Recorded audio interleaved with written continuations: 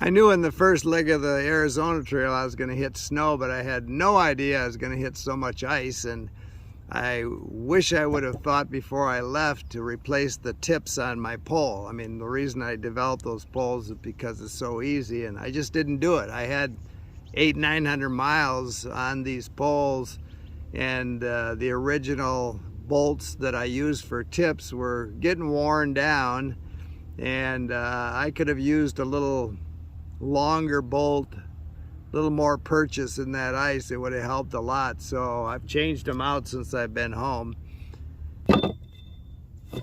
So today I'm going to talk about my poles. I really designed these for storage, but also quick, cheap, easy tip replacement.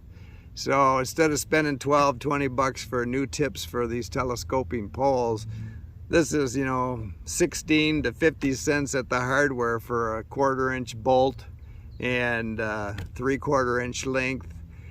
In this case, I had to there's two plumbing fittings here. This one screws out, and then I knocked the bolt out of it, put a new bolt in. But in the future, I'm just gonna make up this whole fitting. I think this is probably another 50-cent piece of plumbing part. Have it all ground down because it has a square top to it. I just want the threads. Put the bolts in, so all I have to do is unscrew this part and screw another part in. It's done. And the other thing is, I'm finding I really can't find a lid that's metal that fits these threads. And these plastic caps, when I drop the poles, which I just, when I stop, I just drop them on the ground. If they hit a rock, they'll crack. So, I carry a couple extra lids, which isn't a problem.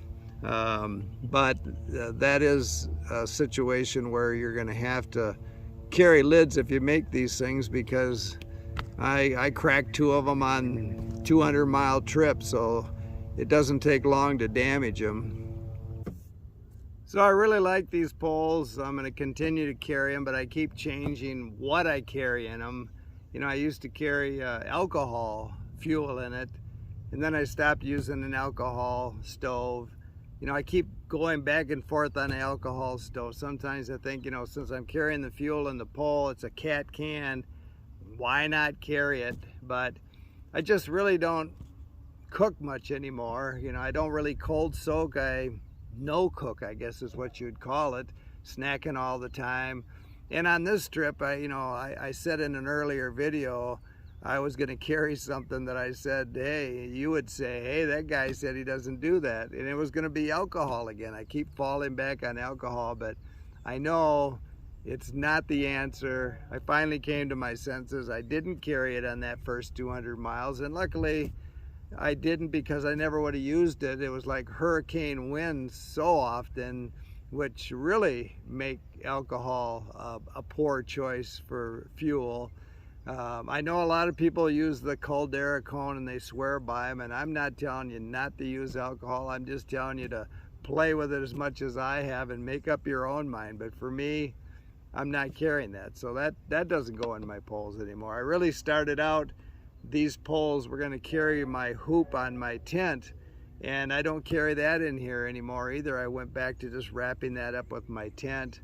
But I carry extra line. Like when the pack rat chewed up my tent and chewed up my lines, I had line in here. I had plenty of line in here. I had extra stakes. He tried to steal 2 of my stakes. I did find him. He didn't get them back to his hole. But if I do lose stakes, I've got a couple of stakes in here. So I'm just, again, I still carry the kitchen sink of things that you might need in here, some medical stuff. But I'm actually working now on making a tripod.